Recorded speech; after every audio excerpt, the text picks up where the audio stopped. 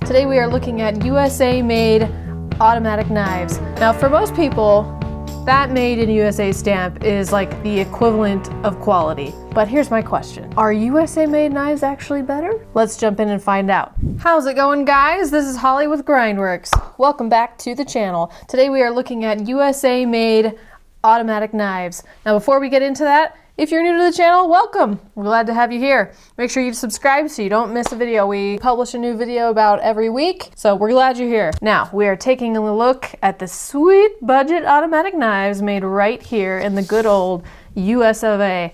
Now, for most people, that made in USA stamp is like the equivalent of quality. You know, that means craftsmanship, it means supporting the American dream. All great things, right? But here's my question. Are USA made knives actually better? Let's jump in and find out. We're starting with the Gerber Propel downrange automatic knife. Now, this is the heavy hitter as far as budget goes. This comes in at $153. Check the site for current pricing. But it does have some perks to go with the price tag. First of all, S30V blade steel, which is considered a high-end steel. It's got good edge retention, good corrosion resistance, and relatively easy to sharpen. Good balance of keeping an edge, but not a beast to put an edge back on. It's also got G10 handle scales with some pretty intense milling on there and a pretty rough texture, which I really like. I feel like this would be great in a gloved hand. It's also got a safety switch, a lanyard hole in this really interesting backspacer pommel. I thought that was a really cool way of doing that. And it's also got a 3-way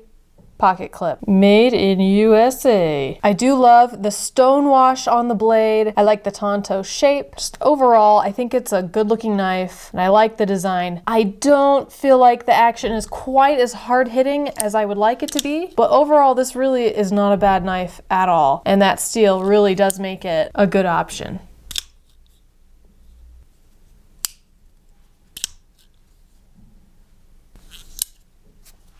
Okay, I think you all know what this one is right here. You can't talk about American-made knives. That's a tight new sheath. Oh, there we go. You can't talk about American-made knives without talking about buck knives.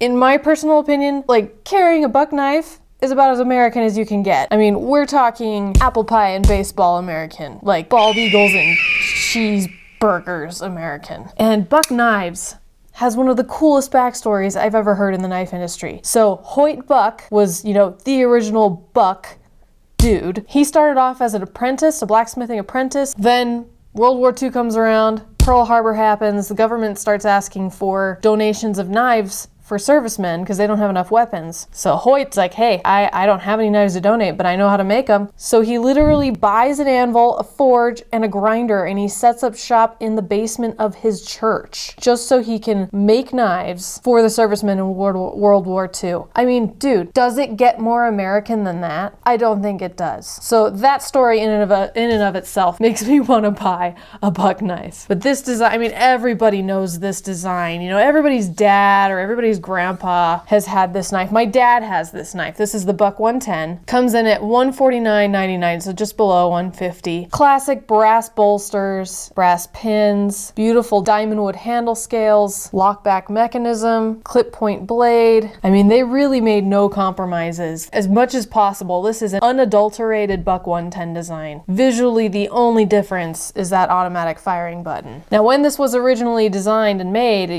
it was meant to go toe-to-toe with fixed blade knives, and they really succeeded. At the time, it was considered the only folder that could do the work of a fixed blade knife. And the action is surprisingly swift. It's very smooth. But really, this is for the buck collectors. I mean, if you love your grandpa's classic folder, but you also appreciate the convenience of modern auto, here you go. This is for you. Love this knife. All right, next we're moving on to something you may recognize. A couple weeks ago, we talked about the Bear Ops Bold Action Mini. It was a miniature version of this one. This is the Bear Ops Bold Action 3. Comes in at $89.99. I'm surprised by how much I like this. Just like the Mini, I really like this really streamlined design. It has that sort of don't mess with me attitude that you get from Italian stilettos. It's got a sort of combination bayonet and spear point blade. Just a really wicked looking blade. Aluminum handles, everything is coated, blacked out. We've got barrel spacers and a deep carry pocket clip, as well as a safety switch. So it's got everything you would want in an automatic knife. And even though it's, you know, it's pretty big, little big for a knife that I would carry personally, I actually like it better than the mini version, surprisingly. I feel like the design really lends itself to a bigger size knife, and the action is better than the mini, believe it or not.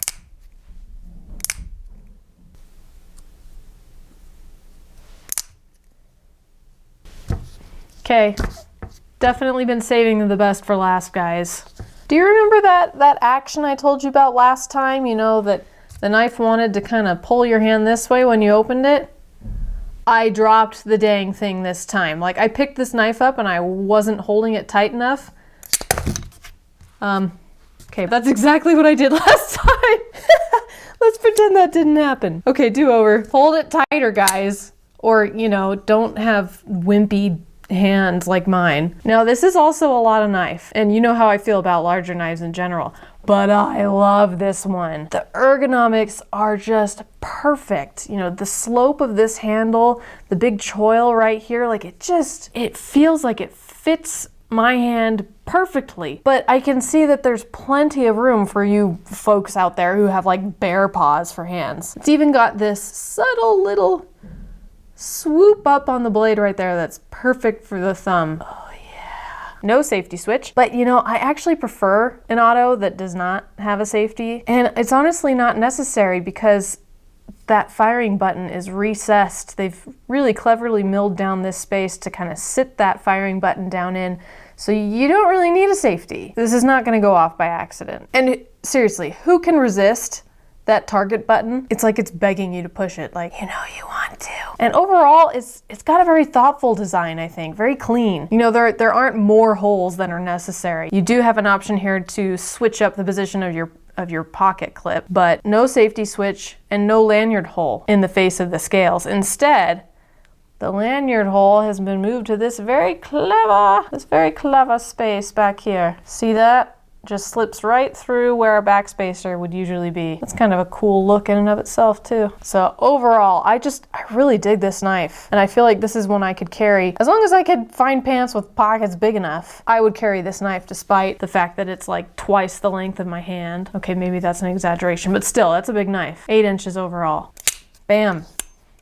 Bam. I mean, just listen to the crack. It's like the crack of a whip.